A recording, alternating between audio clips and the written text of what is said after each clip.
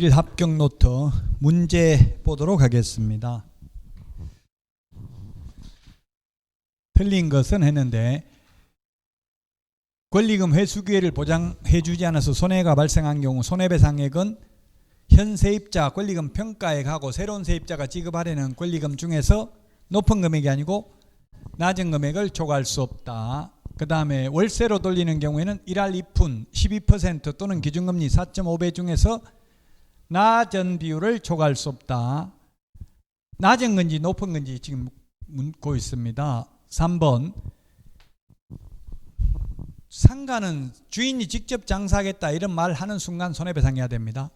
근데 주택은 주인이 직접 살아야 되니까 나가라 할 수 있죠. 2+2 계약갱 신고를 거절할 수 있습니다.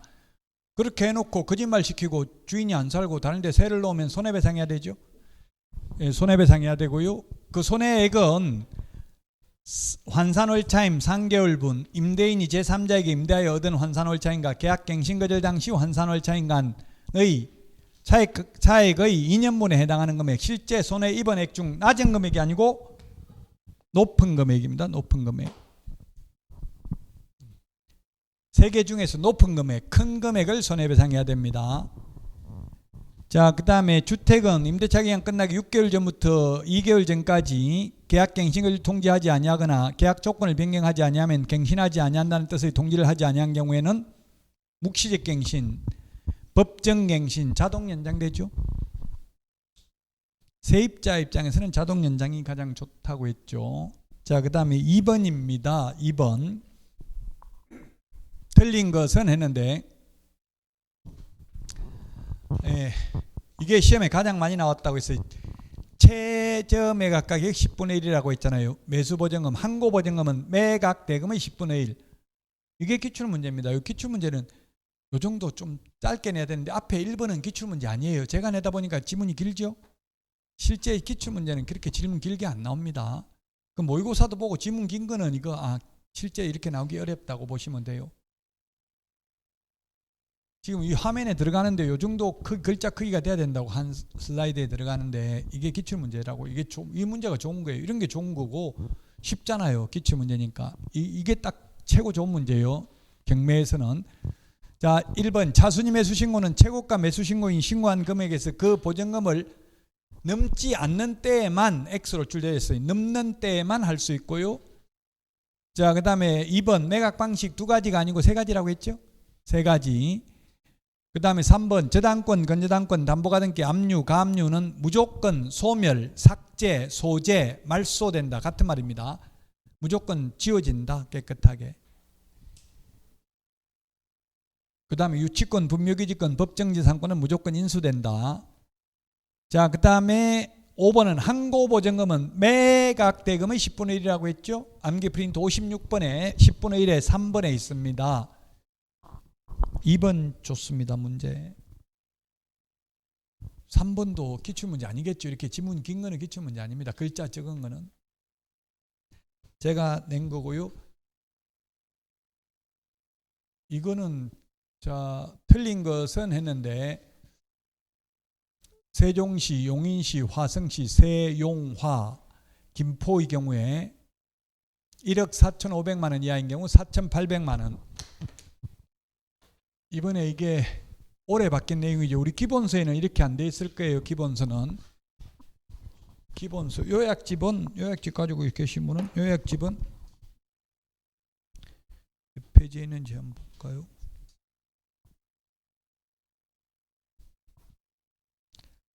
요약집은 개정된 게 거기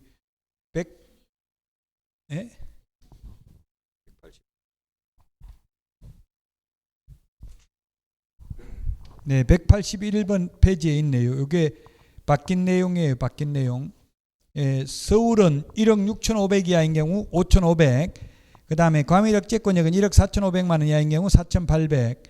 광역시는 8,500만 원 이하인 경우 2,800. 그 밖의 지역은 7,500 이하인 경우 2,500인데 이천, 평택, 파주 이런 경우는 기타 지역이 아니라 광역시에 준하는 보호를 받기 때문에 8,500만 원 이하인 경우 2,800만 원까지죠. 이렇게 시험 안 나오면 너 가만 안 두겠다.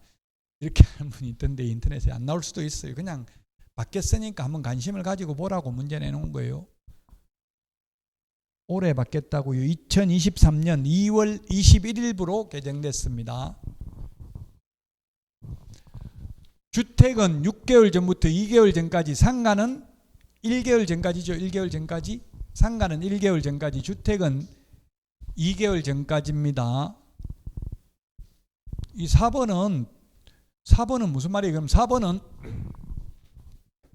서울에서 1억 6,500만 원에 방 2칸짜리가 있는데 부부가 가정공동생활을 하면서 1억 6,500인 경우에 얼마까지 채워서 면제받는다 했어요?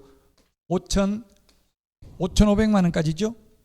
자, 그러면 이런 경우에 부부라고요. 가정공동생활을 한다고요. 방 따로따로 하나하나 따로따로 해도 되죠. 용익물건이나 임대차 계약은 일부도 가능하잖아요. 자, 이런 경우 부부는 한 몸이라서 5,500만 받을 수 있다. 둘이 합해서 1억 1,000만 원까지 받을 수 있다. 한 푼도 못 받는다. 최우수 면제. 답은 뭐냐고. 요거 보고 답하시라고요. 이거 지금 4번 보고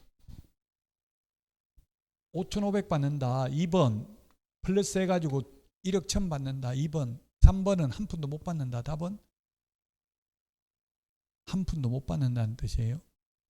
두 사람의 보증금을 합산해서 하나의 보증금으로 본다. 잔머리 굴려도 소용없다. 3억 3천에 한 사람이 계약한 걸로 본다고요.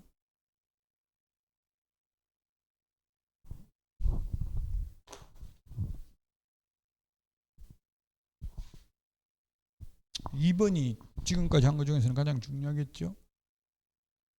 이것도 시험에 나온 적 제가 없다고 했었잖아요. 매수 신청들이 보수에 대해서는. 4번 이것도 기출문제는 아닙니다. 그래서 상담 및 권리분석 보수는 언제까지 설명해야 된다 했어요? 매가 허가 결정 전에 설명하는 게 아니라 위임계약 체결 전에 미리 설명해야 된다 했죠? 위임계약 체결 전에. 요거는 시험에 나온 적 없으니까 여러분들 참고로 보시면 되겠습니다. 암기 프린터는 52번에 있기는 합니다. 암기 프린터 52번. 매수인이 된 경우에는 감정가 1.5%, 감정가 1% 또는 최저매각 가격 1.5% 중에 4비, 상담 및 권리분석 보수 50만 원, 매수인 되지 못한 경우 50만 원, 실비 30만 원 받을 수 있는데 실비는 근거리 교통비는 받을 수 없고 원거리 교통비, 원거리 출장비는 받을 수 있다.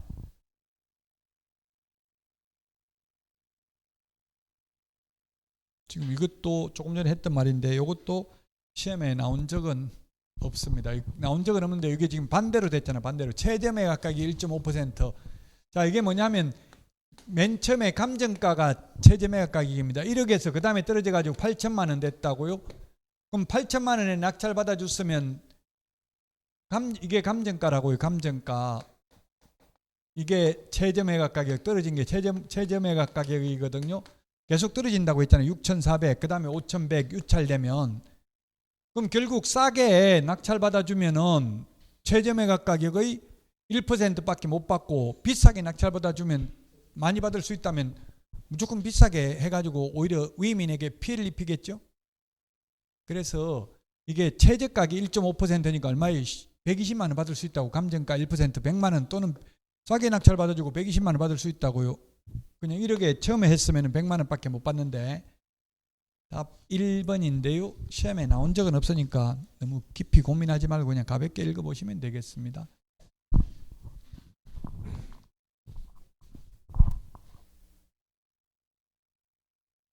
6번 안 했죠. 6번. 이것도 지문이 이렇게 긴 거는 기출문제 아니라고 했습니다.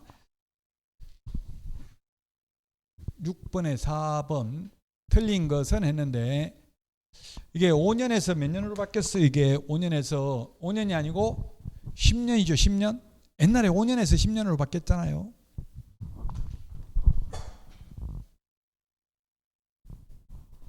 근데 상가 건물주분들은 그럼 10년 하면 억울하지 않나 생각하는데 억울할 거 없어요. 5년 계약해도 계속 1년마다 5%씩 올리면 되고 그러면 약 178% 정도 돼요. 5년, 10년 후에는 거의 2배 가까이 올라간다고요. 한 번에 왕창 올리는 건 안 된다 했죠. 오히려 건물주들이 세입자 못 구해서 오히려 힘들잖아요. 그러면 좀 오래 세주는 것도 나쁘지 않아요. 계속 올리면 되니까 1년마다 장사가 되면. 근데 안 되고 이러면 올리기는 좀 쉽지 않죠.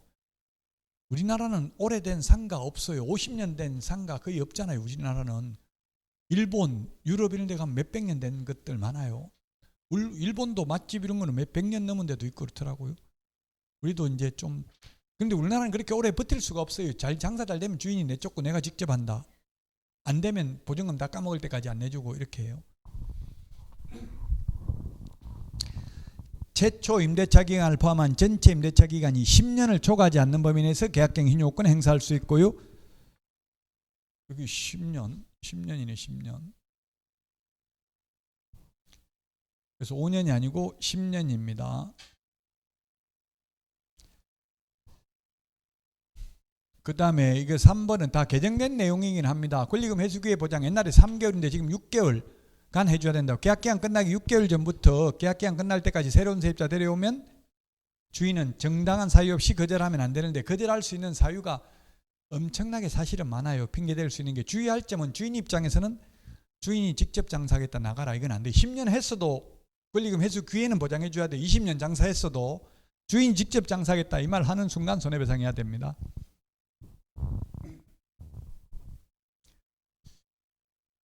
자, 그 다음에 이거는 뭐냐면 1번은 아까 특례입니다. 임시특례. 2020년 9월 29일부터 6개월간 연체한 차임은 3개의 차임액을 연체한 것으로 보지 않는다.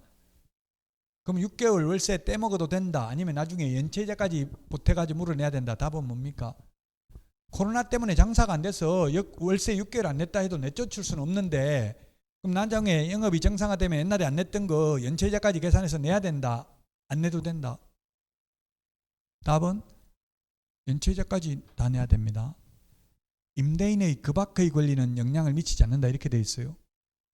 연체자까지 계산해서 받을 수 있어요. 그러니까 아무리 연체자가 들어가더라도 지금 뭐 도저히 손님이 없으니까 월세 낼 돈 없으면 어쩔 수 없다는 이야기예요. 그래도 해지하려면 3개의 차임액을 연체하면 해지할 수 있잖아요. 이거는 심지어 최대 8개월 연체해도 해지 못한다는 이야기예요. 여기 6개월 하고 2달 더 해도 아직 3개 안 됐잖아요. 이거 3개의 차임액을 연체하는 것으로 보는데 포함시키지 않는다. 2번은 뭐냐면 1급 감염병입니다. 코로나로 인해서 월세 50% 깎아줬다고 월세 100만 원 받던 거 50만 원 받았어요.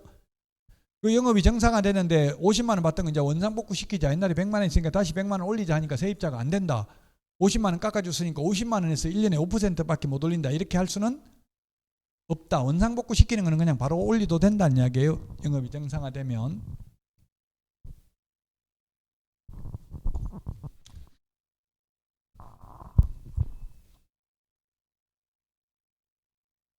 오늘 문제는 별로 안 좋으네요. 기출 문제가 별로 없고 이게 제가 내다 보니까 한계가 있습니다. 그 기출 문제가 최고 좋다는 이야기예요. 이렇게 막 문제 길고 이러면 풀기 싫고 짜증나죠. 일단 모의고사도 아마 그렇게, 제가 아직 모의고사 문제를 안 봐서 모르겠는데 문제를 보면 또 비밀을 누설하고 싶은 마음이 생기니까 문제가 쉽니 어렵니 뭐가 나왔니 이런 말 자꾸 하게 될 가능성이 있거든요. 틀린 것은 했는데 이것도 시험에 거의 안 나오니까, 법원 행정처장은 매월 매수 신청 대리인 등록 행정처분 신고된 사항을 다음 달 10일이 아니고 15일이라고 했잖아요. 다음 달 15일. 시험에는 안 나왔어야지. 다음 달 15일. 통보받은 날로부터는 따지고 보면 5일 이내라고 아까 말씀을 드렸습니다. 지방법원장, 아까 그림 그렸었죠. 지방법원장은 다음 달 10일까지 법원 행정처장에 통지해야 되고요. 그 다음에 중개사무소 개설 등록 취소는 취소 세계는 청문하는데 매수 신청 대리는 청문하지 않고 모두 10일 이상 기간을 정하여 구술 또는 서면에 의한 의견 진술 기회를 부여한다. 아까 사망한 경우 세대를 같이 하고 있는 자가 해산한 경우 대표자 또는 임원이었던 자가 7일 이내 반납한다. 법인인계공개사가 해산한 경우 대표자이었던 자가 7일 이내 반납한다. 중개사무소 공인중개사법은 대표자이었던 자, 아까 암기 프린트 51번에 거기 47번, 46번, 47번, 51번에 비교는 했습니다. 답 2번이 되겠습니다. 2번. 별로 중요한 문제는 아니네요. 오늘 2번이 가장 중요하네요. 8번 아직 안 했죠. 8번 상가 임대차에 대해서 틀린 것입니다. 답 1번입니다. 주택하고 차이, 이건 중요해요. 요거는 요 1번 지문은 주택은 갱신 요구에 의해서 갱신되든 묵시적 갱신되든 언제든지 해지 통과할 수 있어요, 임차인이. 근데 상가는 묵시적 갱신된 경우 세입자가 나가겠다 할 수 있는데, 만약 예를 들어서 5년 계약했다가 연장해달라 가지고 5년 더 연장해 주는데 당장 나가겠다, 이건 안 된다고. 5년 남은 5년 기간 월세 계속 내야 된다고요, 상가는. 주택은 갱신 요구에 의해서 갱신되더라도 세입자 나간다 할 수 있어요.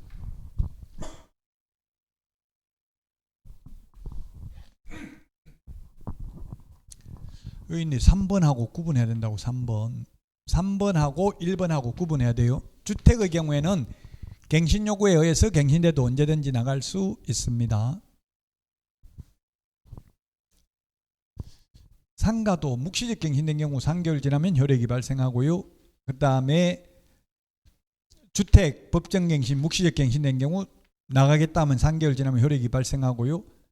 그 다음에 개정 상가건물임대차보호법 시행일로부터 6개월, 이 개정 시행일이 언제냐면 2020년 9월 29일입니다. 6개월 동안 연체한 차임은 계약 해지, 갱신 거절, 권리금 회수기회 보호, 제외 사유가 되는 차임 연체액에 해당하지 않는 것으로 본다. 즉 3개의 차임액을 연체하는 것으로 보는데 포함시키지 않는다라고 했습니다.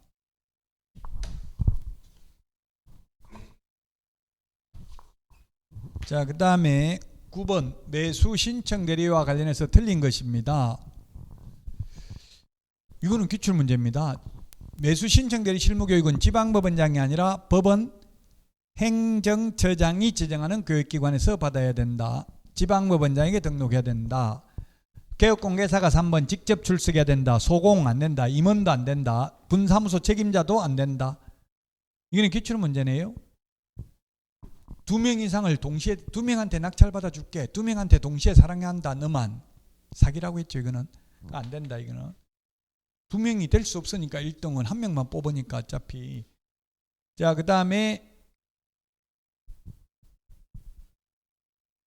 4번 5번은 아직 시험에 나온 적은 없지만 보수 외의, 지금 근데 어쨌든 좀 특이하죠. 이게 법을, 민법은 완전히 못 알아듣는 말로 돼 있는데 여기는 개정되는 건 무조건 한글로 쓰도록 돼 있어요. 개정할 때는 법을.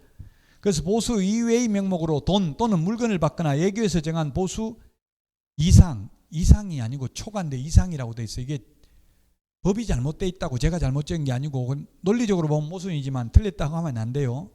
예규에는 이상이라고 돼 있으니까 어쨌든 돈 또는 물건 이렇게 돼 있어요. 돈 또는 물건이라고 돼 있고 민법에서는 돈이라고 안 하고 뭐래요? 판사들은 금은 막 이런 말을 쓰죠. 잘 못 알아듣는 말. 그 이름 무슨 돈인지, 이름 무슨 말인지 모르면 인터넷에 치보라고, 네이버나 다음에. 그러면 대체로 뜻을 알 수 있어요.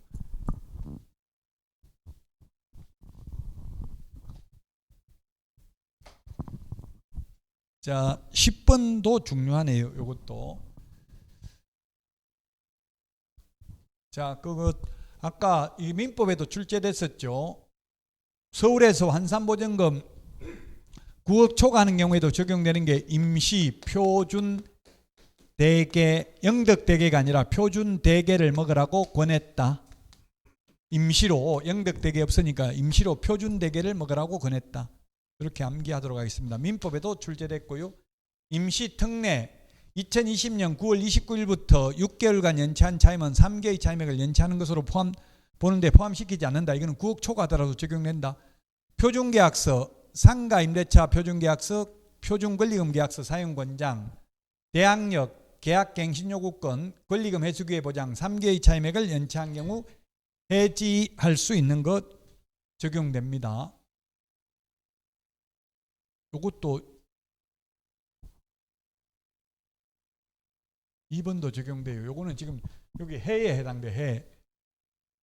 임차인이 3개월 이상 감염병 예방을 위한 집합 제한 또는 집합 금지 조치를 받음으로써 발생한 경제 사정의 중대한 변동으로 사정 변경을 이유로 임대차 계약을 해지할 수 있고, 이 경우 3개월 지나면 효력이 발생한다. 즉 코로나로 명동 상가가 60%가 문 닫았어요. 세입자들 다 빼버렸다고요.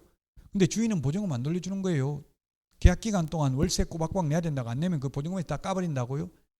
그 이제는 안 된다고. 이게 코로나로 1급 감염병으로 인해서 경제사정 중대한 변동으로 사정 변경을 이유로 해지할 수 있고, 이때 해지하면 3개월 지나면 효력 발생한다. 주인 돈 내줘야 된다고 보증금.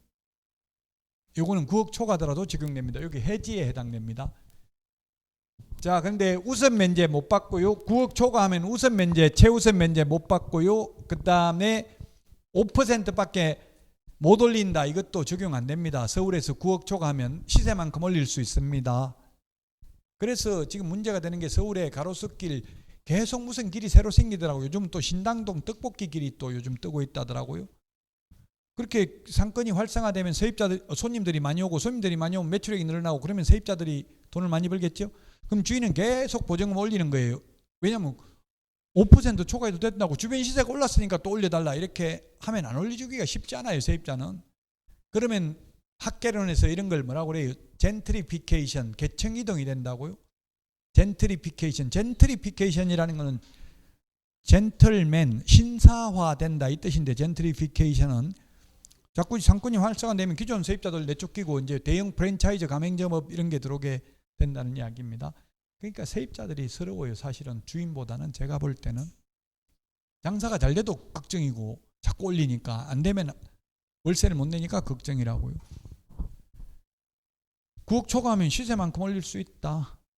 자, 그 다음에 임차권 등기 명령 안 된다. 최단기 존속기간 인정 안 된다. 9억 초과하면. 이거 말고도 안 되는 거 뭐 있어요? 월차임 전환율 기준금리 곱하기 4.5배 이런 거 적용 안 됩니다. 9억 초과하면. 9억 초과에도 적용.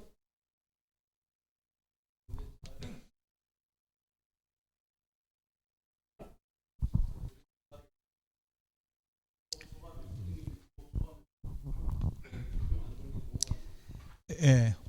원래는 9억 초과하면 아예, 원래 이게 2002년도 김대중 정부 때 만들 때는 그때는 3억이었어요. 서울에서 3억 초과하면 아예 아무것도 적용 안 되고 민법 임대차가 적용됐었어요. 그런데 지금 이게 예외 적용, 모든 상가에 대해서 적용되는 예외가 서울의 쪽발집 사장 그 살인사건, 살인미수사건 때문에 생긴 거예요. 시설비를 3억 들여가지고 다 해놨더니만 건물주 받겠다고 나가라고 하는 거예요. 그때는 대항력 없었거든요. 9억 초과하면. 근데 실제로 명의만 동생 이름으로 넘겼고, 실질적으로 영업은 원래 하던 사람 계속해요. 형식적으로 명의만 바꿔가지고 나가라고 하는 거예요. 그래놓고 새로운 세입자 받아가지고 또 권리금 받고 이렇게 하는 거예요. 주인이 직접 권리금 받으면 안 된다는 규정 없습니다. 주인 직접 권리금 받아도 돼요. 주인이 직접 권리금 받았다 하더라도 계약 기간 동안 장사했으면 주인이 권리금 내줄 의무는 없어요. 단 권리금 회수 기회를 보장해 줘야 되죠. 다른 세입자한테 받아가는 것마저 금지하겠다는 특약은 효력이 없습니다. 지금은 많이 적용되는 편이에요. 옛날에는 하나도 적용 안 됐다고, 김대중 정부 때는. 그 이유가 뭐냐면, 그러면 도입 배경을 잠깐만 말씀드리면, 주택은 모든 주택에 다 적용했는데, 그 당시는 주택임대차법을 만들 때는 1981년도 전두환 정부였어요. 좋게 말하면 강력한 리더십이 있었고요. 나쁘게 말하면 독재 정권이었어요. 그 당시. 근데 김대중 정부는 좋게 말하면 민주정부, 나쁘게 말하면 리더십이 부족했어요. 민주정부다 보니까 뭐 이런 의견 저런 의견이 많잖아요. 모든 상가에 대해서 하려고 법을 정부에서는 만들었어요. 그러니까 건물주들이 빨갱이 대통령 되니까 이 빨갱이 세상 된다 막 이런 식으로 해버렸어요. 왜냐면 무슨 자본주의에서 내 상가 가지고 내 마음대로 하는데 무슨 이렇게 규제를 많이 하냐 이렇게 하다 보니까 다 할 수가 없었고요. 일정한 금액을 초과하는 경우는 적용하지 않는 것으로 만들었었습니다. 그 당시. 자, 여기까지 하고요. 건강관리 잘 하시고, 이제 5월달부터 또 처음 시작하니까, 처음 요약집 가지고 처음 시작하니까 새로운 마음으로 또 다음 달에 찾아뵙도록 하고 마치겠습니다. 수고하셨습니다.